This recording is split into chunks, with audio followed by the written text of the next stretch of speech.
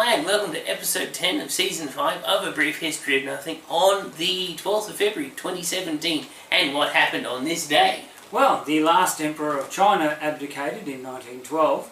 The British in 1915 launched one of the largest and most successful air raids on the Belgian coast in a town occupied by Germany. English is difficult. English is very hard, yes. In 1924, a Rhapsody in Blue by George Gershwin was performed in public for the first time.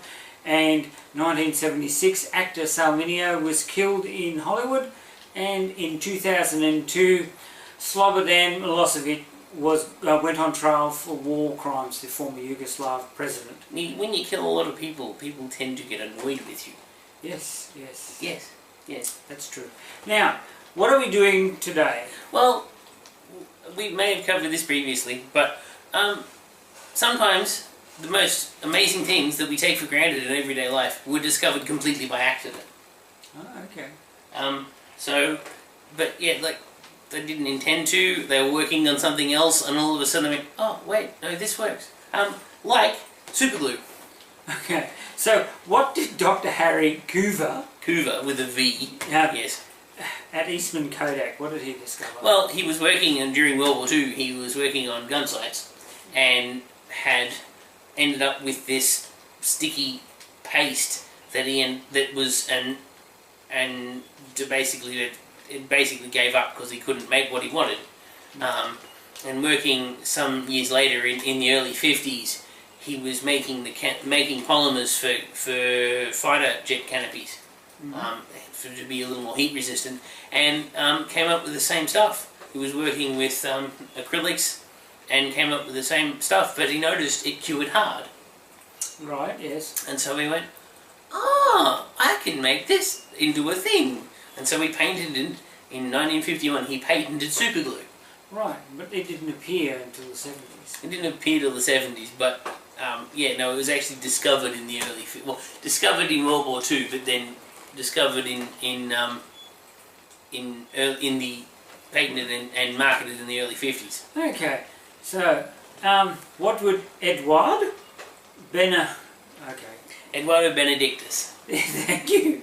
That's a beauty of a name. That's a brilliant name. Yeah, working with nitrocellulose in his beaker, dropped his beaker, the beaker didn't break.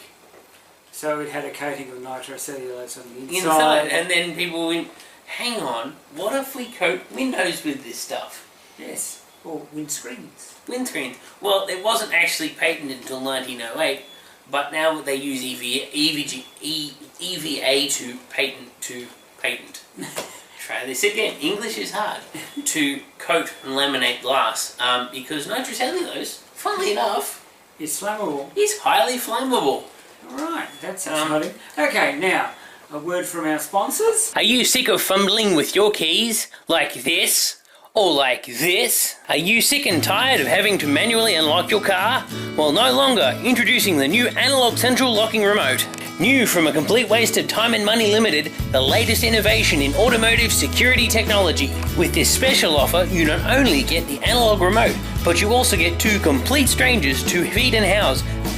I used to have trouble finding the right key for the car, but now I can unlock my car as I walk up to it and have two people keep me company as I drive. And if you call within the next 35.8 seconds, we will upgrade you to the new proximity key for free. Don't wait.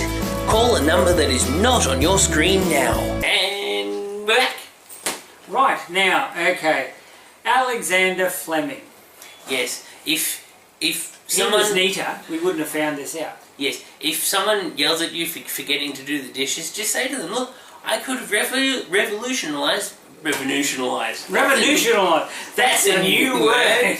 Not only is English hard, but we invent new words. Well, Shakespeare did that actually to describe things. He didn't have a word in the English language to describe them, so he invented new words. Invented new words. No, inverted them. He turned them upside down. He invented them upside down, yes. He forgot to do his washing up. Yes. And so mould grew on his agar plates. He was working with Staphylococcus bacteria.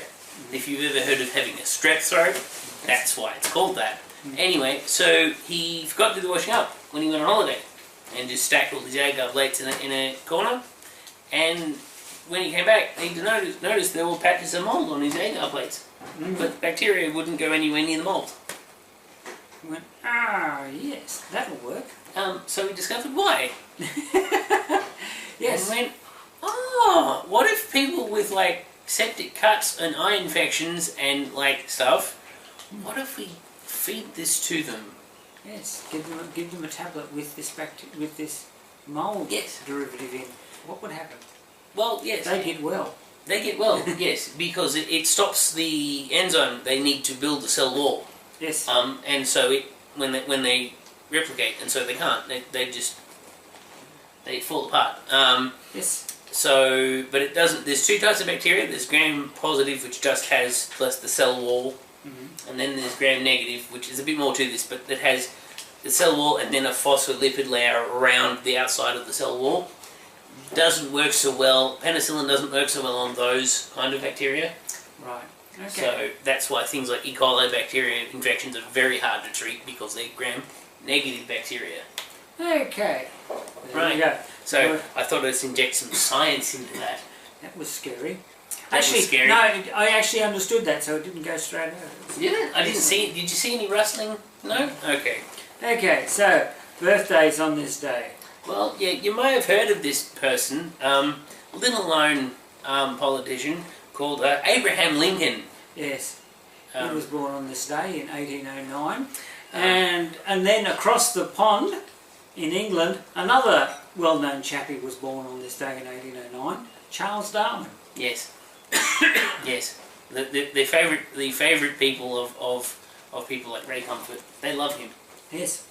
Absolutely. Yes. And in 1915, Lorne Greene.